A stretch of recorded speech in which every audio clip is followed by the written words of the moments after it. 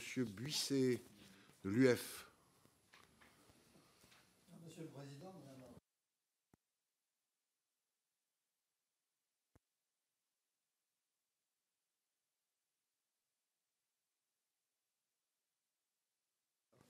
des Grands Invalides de guerre et des autres associations qui ont rejoint ce groupe.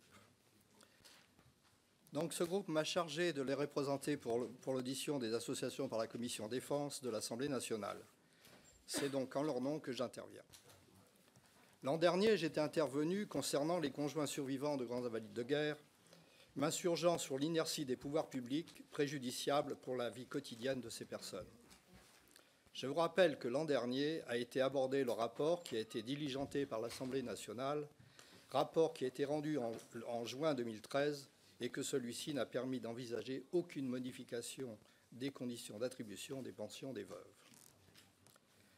Lors de la présentation du budget, le ministre délégué à la Défense chargé des anciens combattants a souhaité qu'un rapport soit élaboré par le contrôleur général des armées afin d'avoir connaissance sur la population des conjoints survivants des grands invalides de guerre et la constitution d'un groupe de travail concernant ces veuves.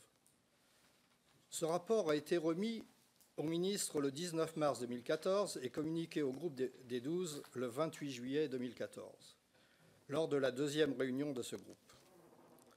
Il est bon de rappeler qu'une première réunion du groupe de travail a eu lieu le 28 avril 2014, que ce groupe s'est réuni 2 fois pour ne déboucher sur aucune avancée.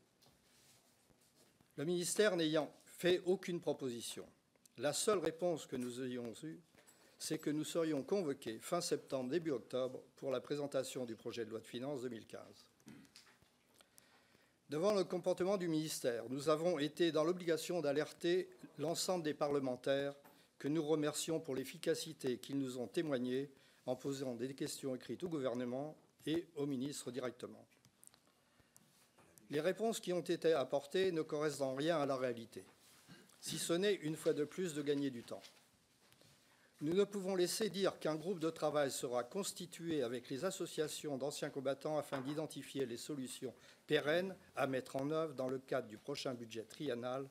Cette réponse a été faite à l'un d'entre vous le 9 septembre dernier par le cabinet du secrétariat d'État.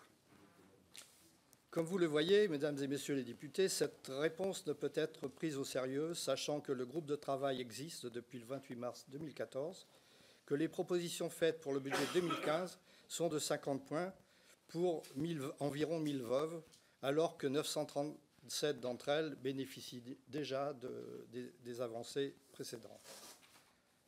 Nous rappelons également qu'une grande partie de ces veuves ont pour un tiers plus de 90 ans, sachant que leurs maris ont subi les affres de la guerre, que certaines d'entre elles ont vendu leur société pour faire face à au lourd handicap.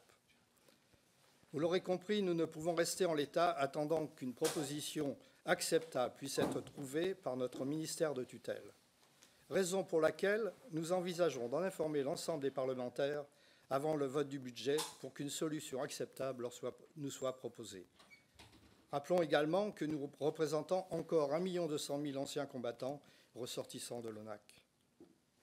Suite à l'audition de la Commission Défense 2013, le ministre des Finances de l'époque a souhaité me rencontrer début novembre 2013 et nous avons abordé le sujet de l'âge de ces veuves afin de trouver une solution aux problèmes qu'elles rencontrent. Hélas, toutes ces promesses restent lettres mortes.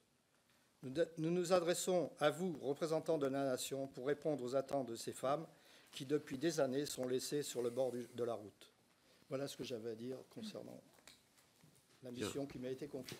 Merci. Je pense que Madame la rapporteure se chargera tout à l'heure de nous donner des éléments de réponse.